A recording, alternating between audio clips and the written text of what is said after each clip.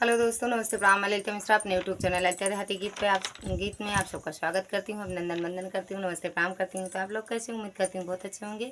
तो आप लोग को एक बहुत ही प्यारा, बहुत ही अच्छा चुटकुला नाच गीत सुनाऊंगी, तो आप लोग सुनिएगा और कमेंट बॉक्स में जरूर बताना कैसा लगा आप लोग को यह गाना। सीकहर पे दूध बा बिलार का करी हो, सीकहर पे दूध बा बिलार का करी, हमरे नैहरे मयार बाबला मुआ का करी, हमरे नैहरे मयार बा सजनवा का करी, सीकहर पे दूध बा बिलार का करी, सीकहर पे दूध बा बिलार का करी, हमरे नैहरे मयार बाबला मुआ का करी, पुलिस दरोगा कोतवाल का करी हो, पुलिस दरोगा कोतवाल का करी, हमरे नैहरे यार बाबला मुआ का करी, हमरे नैहरे यार बा सजनवा का करी, सीकहर पे दूध बा बिलार का करी हो, सीकहर पे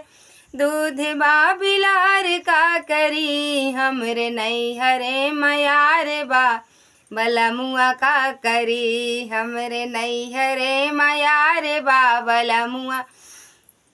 का करी, थाना अदालत कोतवाल का करी हो, थाना अदालत कोतवाल का करी, हमरे नैहरे मयार बाबला मुआ का करी, हमरे नैहरे मयार बाबला मुआ का करी, सीकहर पे दूध बा बिलार का करी हो, सीकहर पे दूध बा बिलार का करी, हमरे नैहरे यार बाबला मुआ का करी, हमरे नैहरे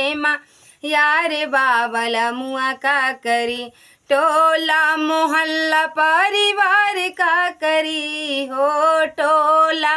मोहल्ला परिवार का करी, हमरे नैहरे मयार बा सजनवा का करी, हमरे नैहरे मयार बाबला मुआ का करी, सीकहर पे दूध बा बिलार का करी